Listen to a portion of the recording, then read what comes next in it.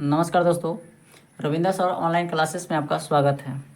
आज हम class 10th के मैथ चैप्टर 1 वास्तविक संख्या के ऑब्जेक्टिव लेकर आए हैं।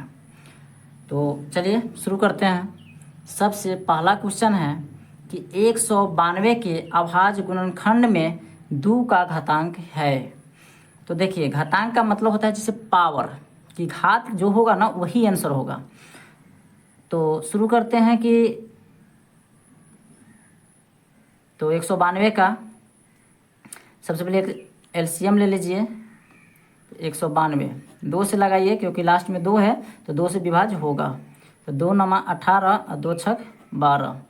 2 से लगाइएगा तो 2 चौके 8 और यहाँ 1 बचा यानी कि 2 अठे 16। 2 से लगाइएगा तो 24 होगा। फिर 2 से लगाएंगे तो 12 होगा और फिर 2 से लगाएंगे तो 2 छके 12 और 2 तिहाई 6। इसको आप ऐसे लिख सकते हैं, कितना है गिन लीजिए, 1 2 3 4 5 6, 6 ठो 2 है तो 1 2 3 4 5 6 गुने 3।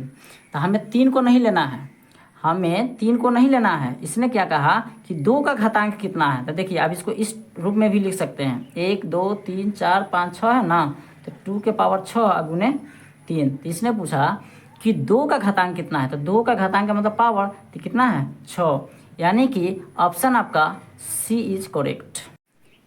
क्वेश्चन 2 कहता है कि कौन अपरिमेय संख्या नहीं है। तो ऑप्शन ए में आइए। ए कहता है कि 2 + √3 है, तो इसका क्या है कि पूरा पूरा वर्गमूल नहीं निकलेगा, इसलिए ऑप्शन ए आपका हो जाएगा अपरिमेय। लेकिन इसने कहा कि अपरिमेय नहीं है, मतलब अपरिमेय नहीं होगा लेकिन ये तो अपरिमेय है। यहाँ भी √3 है तो ये तो सेम है, जब इसका नहीं निकला इसका कहाँ से निकलेगा, तो ये भी आपका हो गया अपरिमेय। यहाँ है √3 बटा √5, तो नहीं इसका निकलेगा और नहीं इसका वर्गमूल निकलेगा। और यहाँ देखिए डी में, तो डी में क्या है कि इसको हम चाहेंगे कुछ इस रूप में लिख सकते हैं। जैसे बताते हैं आपको, यहाँ √12 है बटा √3 है, तो इसको आप चाहेंगे तो ऐसे लिख सकते हैं, 2 गुने 2 गुने 3 और √3। अब 2 ठो 2 है तो इसमें से एक बाहर आ जाएगा तो √3 और बटा √3, इसे ही कट जाएगा, बचा 2, यानी कि ए अपरिमेय संख्या नहीं है। तो आपका ऑप्शन कौन हो जाएगा, डी सही हो जाएगा। 3 नंबर क्वेश्चन कहता है कि निम्नलिखित में कौन परिमेय संख्या है। कौन परिमेय संख्या है, तो देखिए ऑप्शन ए में आपका दिया है √64 + 36। अब इसको क्या करेंगे, जोड़ लेंगे, कितना हो जाएगा, तो देख लीजिए 6 4 10 के 0 हाथ में 1, 6 3 9 1 10, यानी 100 हो जाएगा। और इसको हम चाहेंगे तो लिख सकते हैं 10 × 10। आपको पता होगा कि जब रूट से बाहर निकालते हैं तो 2 में से एक संख्या बाहर आता है, यानी कि 10। यही आपका होगा क्या, परिमेय संख्या। और जब ये परिमेय संख्या हो गया, ऑप्शन ए ही मिल गया, तो बी सी की चेक करने की जरूरत नहीं है, यानी कि आपका ऑप्शन ए सही होगा। चलिए 4 नंबर क्वेश्चन क्या कहता है, आइए 4 नंबर को देखते हैं। 4 कहता है कि यदि Q एक धनात्मक पूर्णांक है। देखिए धनात्मक पूर्णांक का मतलब है कि जैसे एक Q है, धनात्मक पूर्णांक का मतलब है कि माइनस में नहीं होना चाहिए, प्लस में लिख सकते हैं, 1 2 3 इस तरह से कुछ भी लिख सकते हैं आप, 4 5 7 10 20 धनात्मक पूर्णांक है। तो निम्नलिखित में कौन धनात्मक विषम पूर्णांक नहीं है। इसने क्या कहा कि विषम नहीं होना चाहिए, तो विषम नहीं होना चाहिए। तो आइए हम चेक करते हैं ऑप्शन ए से। तो ए में आपका दिया है कितना, 8Q + 1। अच्छा, इसने क्या कहा था कि Q एक विषम धनात्मक पूर्णांक, धनात्मक पूर्णांक है, यानी कि 1 2 3 इस तरह से आप रख सकते हैं, 4 5 6 7 सब रख सकते हैं। तो यहाँ क्या होगा, 8 हम 1 रख के देखते हैं, तो 1 और +1, 8 एकम कितना होगा 8 और +1, यानी कितना हो गया 9। इसने क्या कहा कि धनात्मक विषम पूर्णांक नहीं है, ये तब धनात्मक विषम पूर्णांक आ गया ना, देखिए प्लस में है मतलब धनात्मक हो गया, और 9 है यानी कि 2 से पूरा पूरा नहीं कटेगा, इसलिए क्या हो गया, विषम धनात्मक पूर्णांक हो गया, विषम हो गया। तो आइए ए आपका क्या होगा, नहीं होगा, विषम धनात्मक पूर्णांक नहीं है, सॉरी ए होगा, ए होगा। बी आइए चेक करते हैं, बी में आपका ऑप्शन दिया है 8Q प्लस 4। अब यहाँ है 8Q के जगह पे आप 1 रख लीजिए, यहाँ 8 है कम, 8 प्लस 4, 8 4 कितना हो गया 12। ये धनात्मक तो है लेकिन क्या है, विषम नहीं बल्कि सम है। इसने क्या कहा कि धनात्मक विषम पूर्णांक नहीं है, तो देखिए ये विषम थोड़ी है, सम है, इसलिए आपका ऑप्शन जो है क्या होगा, बी सही होगा। आइए 5 नंबर क्वेश्चन क्या कहता है देख लें। 5 नंबर क्वेश्चन कहता है कि निम्नलिखित में कौन दशमलव प्रसार शांत है। देखिए इसमें चेक करके बताना है कि किसका जो है दशमलव प्रसार शांत है। तो आइए हम ए से चेक करते हैं, ऑप्शन ए से। ए में आपका दिया है 15/1600। तो सबसे पहले क्या करेंगे, इसको काट के देख लेंगे तो ज़्यादा बेस्ट होगा। तो आइए इसको थोड़ा सा घसका लें।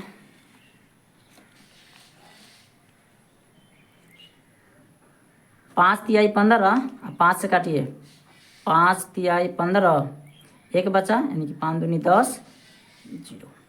अब क्या करना है, हम इसका एलसीएम लेंगे और देखेंगे कि अगर 2 के पावर कुछ आता है यानी कि गुना में 2 आ जाए, या कह सकते हैं कि 5 आ जाए, या कह सकते हैं कि दोनों आ जाए यानी कि 2 आवे या 5 आवे, या ये दोनों आ जाए, ठीक है, इस तरह से, तो ये शांत होगा। इसके अलावा इसमें कुछ भी आ जाता है, जैसे मान लीजिए 2 गुने 3 गुने अगर 5 आ गया तो 3 आ गया ना, तो ये शांत नहीं होगा।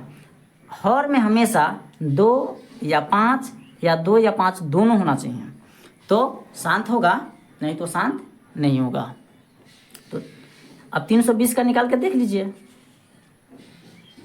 320 का अगर हम निकालते हैं तो 2 से कितना हो जाएगा 160, 2 से निकालेंगे तो 80, 2 से 40, 2 से 20 और 2 से 10 और 2 पच्चे 10।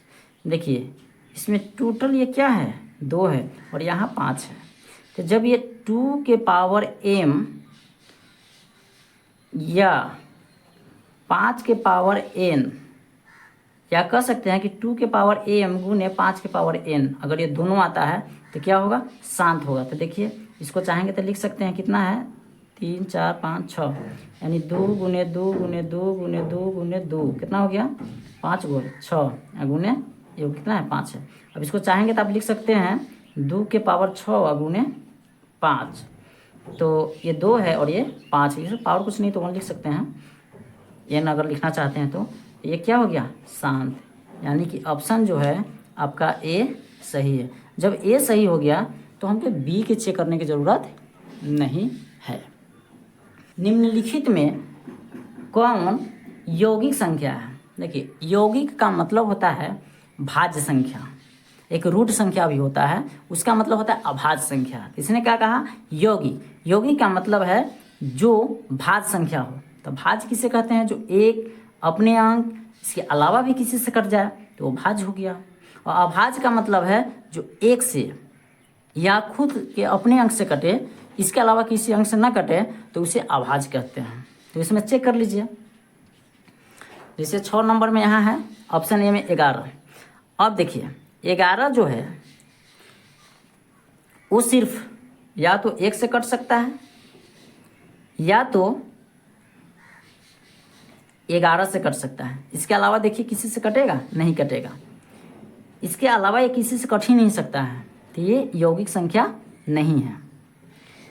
21 आ जाइए, 21 आपका 1 से तो कटेगा ही है ना, काट के देखना चाहते देख भी सकते हैं, 1 दूना 2 और यहाँ 1 उतरा, 1 एकम 1, यानी 1 से कट रहा है, ठीक है, 1 से कट रहा है।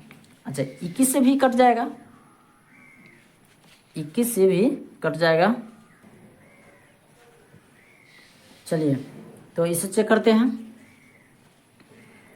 21 को आप 3 से भी लगा के देख लीजिए, 3 सते 21 कट गया, यानी कि 1 से भी कटा, यहाँ 3 से भी कटा और 21 से तो कटे भी करेगा, तो क्या हो गया, यही हो गया आपका यौगिक संख्या। यानी कि ऑप्शन जो है आपका कौन सही हो जाएगा, ऑप्शन बी सही होगा। अब आइए 7 नंबर क्या कहता है। तो 7 नंबर कहता है कि निम्नलिखित में कौन अभाज्य संख्या है। अभाज्य का मतलब है कि वैसा संख्या जो या तो 1 से कटे, ठीक है ना, 1 से विभाज्य हो या स्वयं से।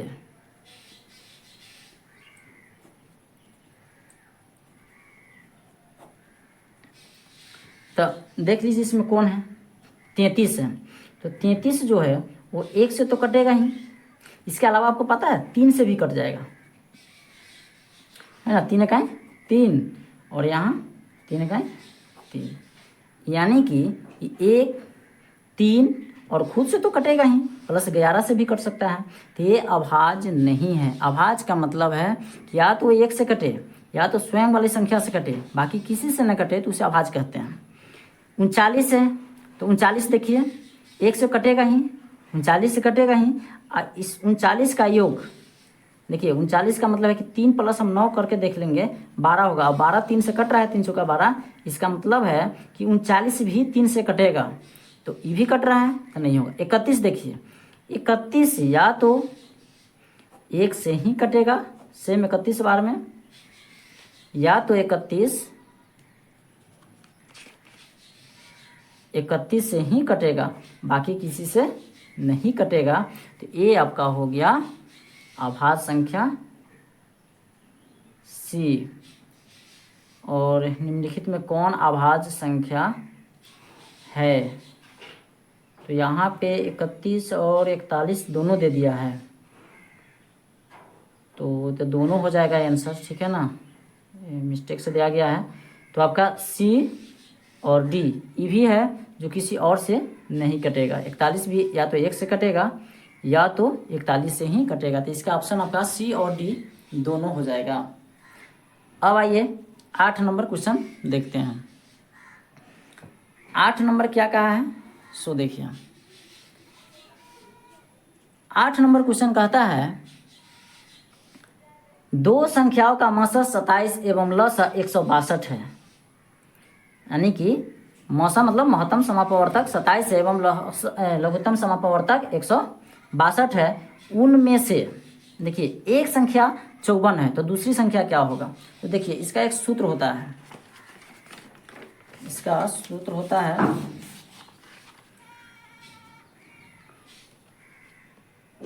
पहली संख्या गुने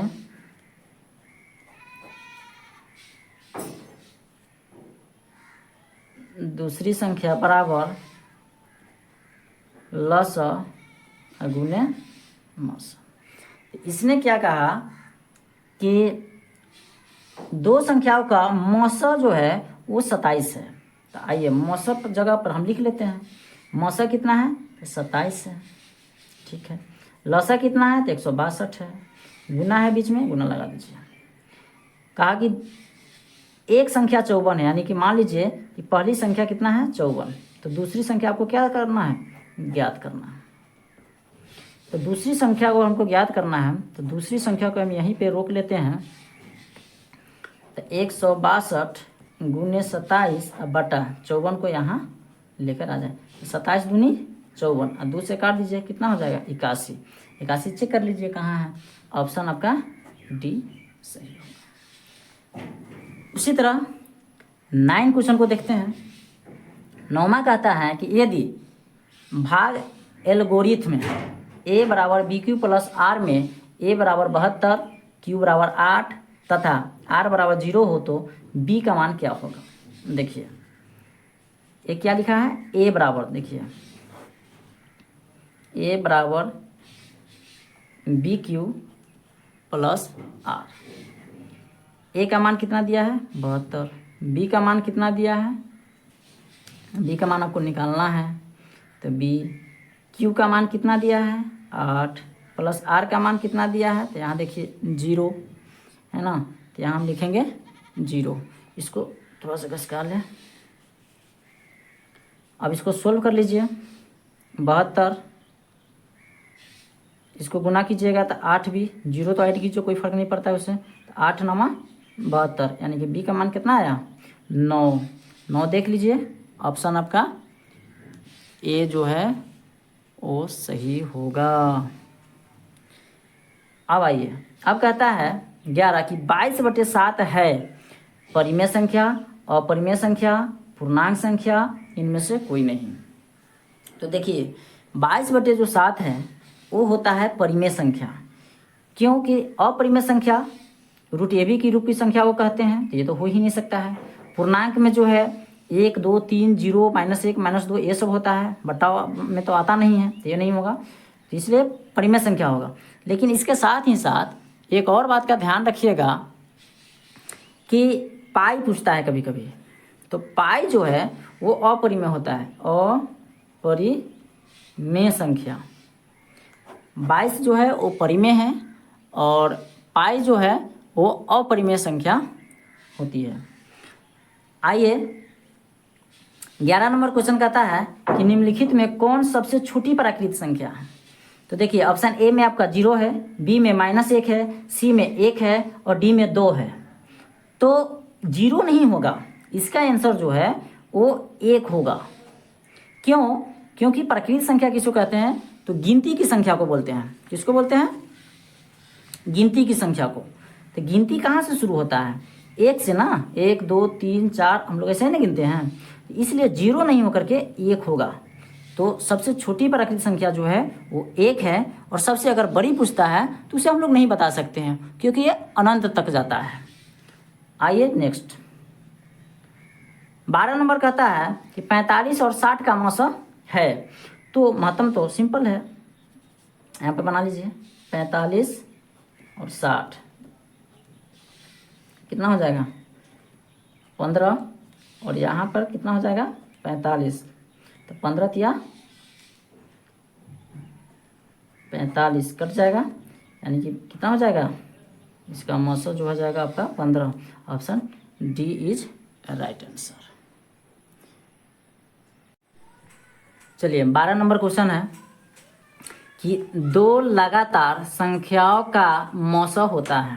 इसने क्या कहा कि लगातार, लगातार का मतलब कहीं से भी आप ले सकते हैं, लेकिन लगातार होना चाहिए। जैसे 1 2 3 4 इस तरह से डॉट डॉट बहुत सारा है ना। तो ये कोई जरूरी नहीं कि हम 1 2 लेंगे या 3 4 लेंगे, आप चाहेंगे तो 10 11 भी ले सकते हैं, 20 21 भी ले सकते हैं, जैसे 25 26 भी ले सकते हैं। आपको जो इच्छा है ले सकते हैं, लेकिन लगातार होना चाहिए। आप कहेंगे कि जैसे 10 के बाद हम 12 ले लें, तो ये नहीं होगा, 10 के बाद 11 होगा या 12 के बाद 13 होता है, इस तरह से आप ले सकते हैं। तो कहा कि 2 लगातार संख्याओं का मौसा होता है, तो 2 लगातार किसी का भी आप निकाल के देख लीजिए, सबका सेम ही आएगा। जैसे 3 है और 4, इसका मौसा निकाल लीजिए, 3 एकम 3 घटेगा तो 1, और यहाँ 3, 1 तिया 3, मौसा कितना आया 1। तो आपका ऑप्शन क्या हो जाएगा, बी सही होगा। अब आइए नेक्स्ट दिखाते हैं 13 नंबर। 13 कहता है कि 2 लगातार सम संख्याओं का मौसा। इसने क्या कहा था 12 कि सीधे बोला था लगातार, इसने नहीं बोला 12 नंबर में कि सम है कि विषम है कि अभाज्य है क्या है, लेकिन 13 नंबर में जो है वो बोलता है कि 2 लगातार सम संख्याओं का। तो सम संख्या यानी कि जैसे 2 होगा तो 2 के बाद क्या होगा 4 होगा, 6 होगा, 8 होगा, इस तरह से सम संख्या। सम संख्या का मतलब है जिसमें भाग लगाने पर वो पूरी तरह से कट जाना चाहिए, लेकिन कितना से 2 से भाग लगाने पर।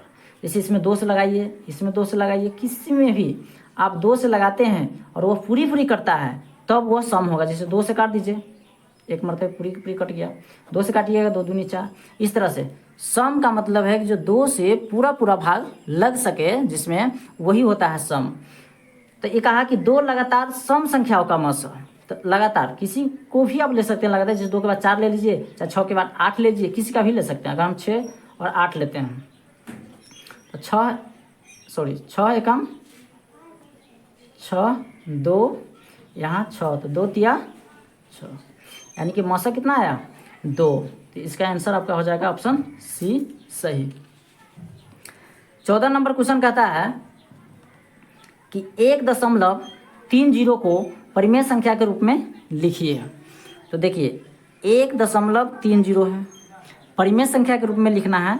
यहाँ से क्या करेंगे, दशमलव को उड़ा देंगे, दशमलव के साथ ही कितना हो जाएगा 1।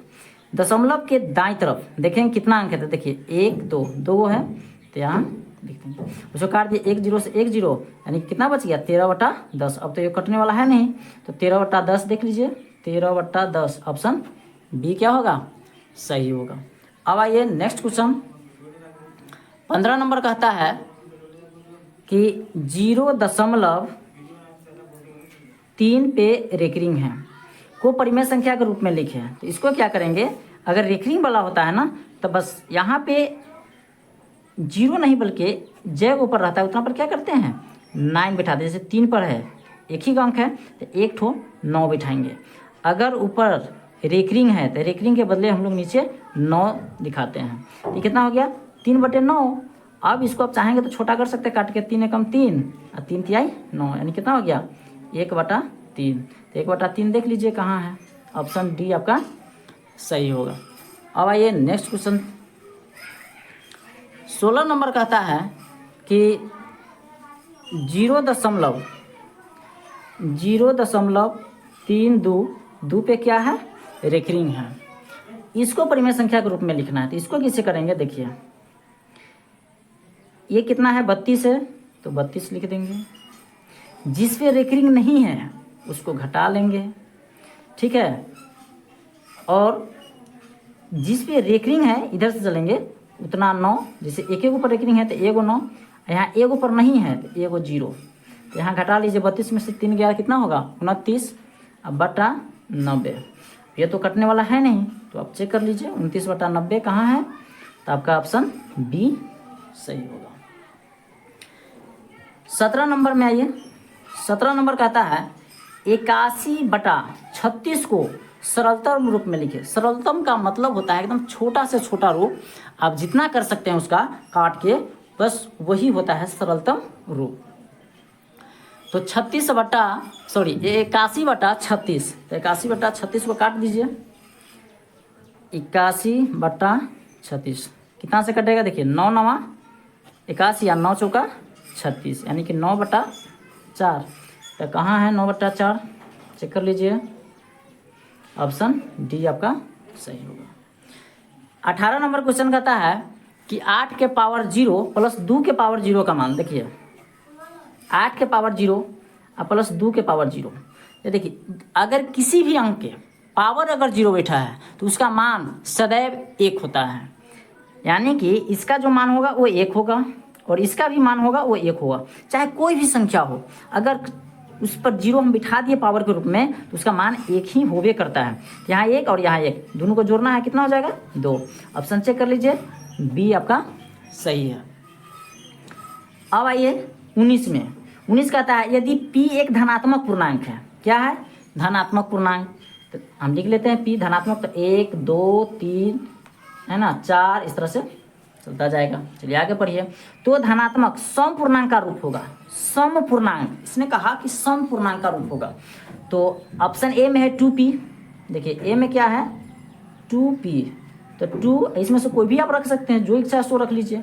अगर 1 रखते हैं 2p, तो इसका मतलब बीच में कुछ नहीं तो गुना है, तो यहाँ पे क्या करेंगे 1, तो 2 1 2, क्या आया सम आया। और इसने क्या कहा था कि धनात्मक सम पूर्णांक है, तो जब सम ए में आ ही गया तो आगे चेक करने की ज़रूरत हमें नहीं है, तो ऑप्शन आपका ए सही हो जाएगा।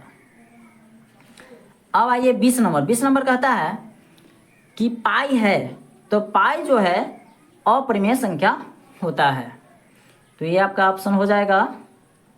देखिए पाई है क्या हो जाएगा अपरिमेय संख्या, ऑप्शन बी सही है। 21 में आ जाइए।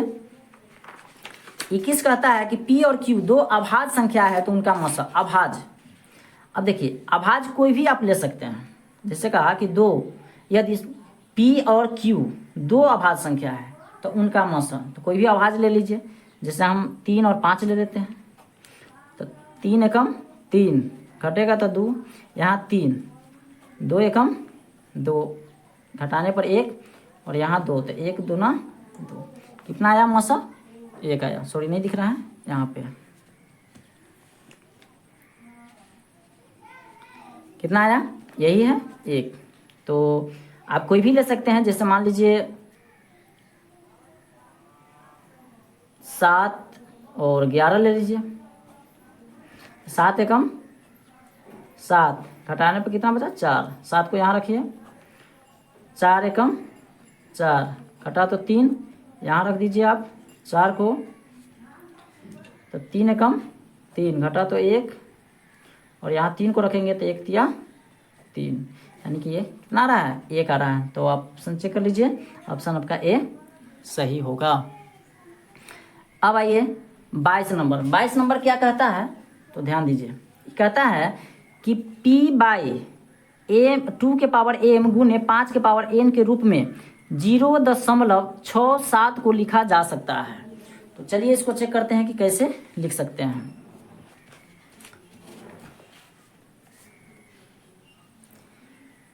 यहाँ जो है 0.67 है, इसको आप चाहेंगे दशमलव उड़ाएंगे तो नीचे 1 और 2 अंक इधर है तो 2 0। ये तो कटने वाला है नहीं, जब नहीं कटने वाला है तो देखिए काटना नहीं है इसको। अच्छा, इसका क्या कीजिए, 100 को एलसीएम ले लीजिए, 2 से 50, 2 से 25, 5 लगाइए, 50 25 और 5 एकम 5। तो इसको आप चाहेंगे तो लिख सकते हैं 2 गुने 2 गुने 5 गुने 5। नहीं दिख रहा है ना, 1 मिनट रुक जाइए।